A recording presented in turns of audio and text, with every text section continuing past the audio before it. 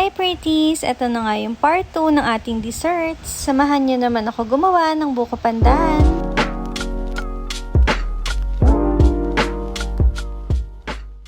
Shoutout pala, hi Pretty Joy, kasi tamang-tama yung comment mo. Ang next dessert nga na gagawin natin ay buko pandan. Craving nga namin ito ng sister ko, kaya wala makakapigil sa amin. Char. Una palang ginagawa ko ay niluluto ko tong gulaman powder, tapos pinapalamig ko para mag-set na siya. Pinrepare ko na rin yung 3 pieces na buko na binili ko. Next na ginawa ko ay kinat ko naman itong mga gulaman sa maliliit na sizes. 2 gulaman powder nga yung nilagay ko dito kasi gusto ko mas firm yung texture ng gulaman. Kaya for the hindi susunod sa instruction muna for today's video. Char. Pero nasa inyo din yung pretties kung anong texture ng gulaman yung gusto nyo. Nakalagay naman yung instruction sa likod ng gulaman pack. 1000 ml pala yung nagawa ko doon sa 2 packs ng gulaman powder na ginamit ko. At ngayon ko nga lang din pala napansin na medyo madami to. Pero okay lang yan kasi walang magda-diet for today's video. Hindi lang pala for today's video, araw-araw pala, char. Sumisilip na nga din dyan yung next recipe sa next vlog natin. Comment below na kung ano yung hula nyo, pretties. Back sa ating buko pandan, nilagay ko na nga dyan yung mga all-purpose cream. Sinunod ko naman itong condensed milk.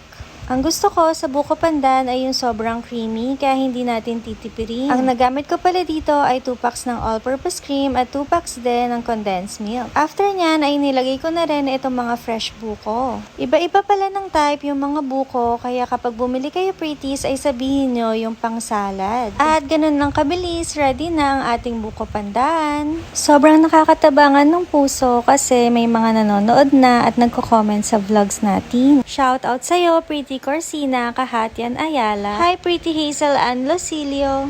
Hi din, Pretty Rosalie Suarez de Guzman. Hi, Pretty Cecilia Laksa Arquiza. Miguel Casipit. Hi, Pretty Vilma Antonio. Hi din kay Pretty Evelyn E.S. at Kit de la Cuesta. At sa new follower natin na si Ronald Olivar Destresa. Hi, Pretty Raquel Alcoranrelo. And hi kay Pretty Mary Rose Yodi. Thank you so much sa inyong lahat. Sa next vlog ulit. Bye!